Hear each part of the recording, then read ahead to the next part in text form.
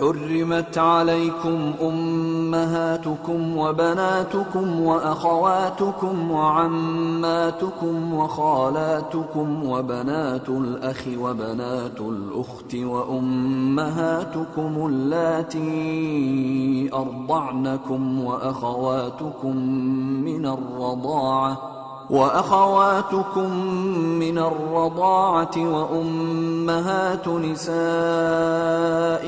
وربائبكم اللاتي في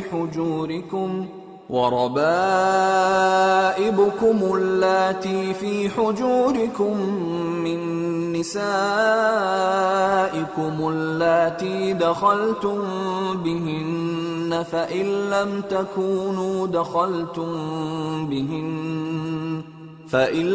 تكونوا دخلتم بهن فلا جناح عليكم وحلائل أبنائكم الذين من أصلابكم وأن تجمعوا بين الأختين إلا ما قد سلف إن الله كان غفورا رحيما. والمحصنات من النساء إلا ما ملكت أيمانكم كتاب الله عليكم وأحل لكم ما وراء ذلكم أن تبتغوا بأموالكم محصنين غير مسافحين فما استمتعتم به منهن فآتوهن أجورهن فريضة ولا جناح عليكم فيما تراضيتم به من بعد الفريضة إن الله كان عليما حكيما. ومن لم يستطع منكم طولا أن ينكح المحصنات المؤمنات فمما ملكت أيمانكم من فتياتكم المؤمنات والله أعلم بإيمانكم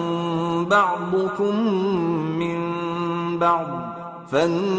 فانكحوهن بإذن أهلهن وآتوهن أجورهن بالمعروف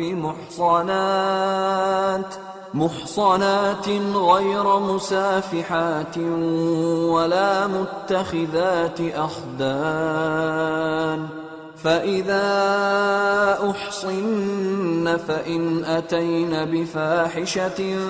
فعليهن نصف ما على المحصنات من العذاب ذلك لمن خشي العنة منكم وأن تصبروا خير لكم والله غفور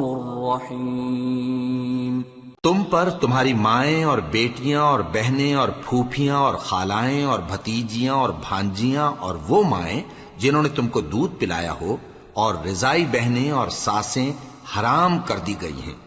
और जिन औरतों से तुम खलवत कर चुके हो उनकी लड़कियां जिन्हें तुम परवरिश करते हो वो भी तुम पर हराम है। हां, अगर उनके साथ तुमने खलवत न की हो तो उनकी लड़कियों के साथ निकाह कर लेने में तुम पर कुछ गुनाह नहीं। और तुम्हारे सुलभी बेटों की औरतें भी और दो बहनों का इकट्ठा करना भी हराम है, मगर जो हो चुका सो हो चुका। बेशक अल्लाह बख्शने वाला है, बड़ा मेहरबान है। और शौहर वाली औरतें भी तुम पर हराम हैं, मगर वो जो कैद होकर बांदियों के तौर पर तुम्हारे कब्जे में आ जाएं। ये हुक्म अल्लाह ने तुमको लिख दिया है और इन मुहर्रमात के सिवा दूसरी औरतें तुमको हलाल हैं,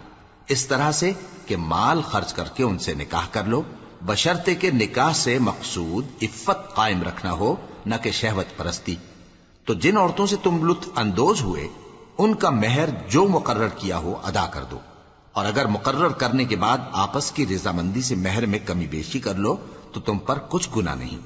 बेशक अल्लाह सब कुछ जानने वाला है, حکمت والا ہے۔ اور جو شخص تم میں سے مومن آزاد عورتوں سے نکاح کرنے کا مقدور نہ رکھے تو مومن باندیوں ہی سے جو تمہارے قبضے میں آ گئی ہوں نکاح کر لے، اور اللہ تمہارے ایمان کو اچھی طرح جانتا ہے۔ تم آپس میں ایک دوسرے کے ہم جنس ہو، پھر ان لونڈیوں کے ساتھ ان کے مالکوں سے اجازت حاصل کر کے نکاح کر لو، اور دستور کے مطابق ان کا مہر بھی ادا کر دو، بشرطے کہ وہ پاک دامن ہوں، نہ ایسی کہ کھلم کھلا بدکاری کریں اور نہ درپردہ دوستی کرنا چاہیں۔ پھر اگر وہ نکاح میں آ کر بدکاری کا ارتکاب کر بیٹھیں تو جو سزا آزاد عورتوں کے لیے ہے اس کی آدھی ان کو دی جائے۔ یہ باندھی کے ساتھ نکاح کرنے کی اجازت اس شخص کو ہے جسے گناہ کر بیٹھنے کا اندیشہ ہو، اور یہ بات کہ صبر کرو تمہارے لیے بہتر ہے، اور اللہ بخشنے والا ہے، مہربان ہے۔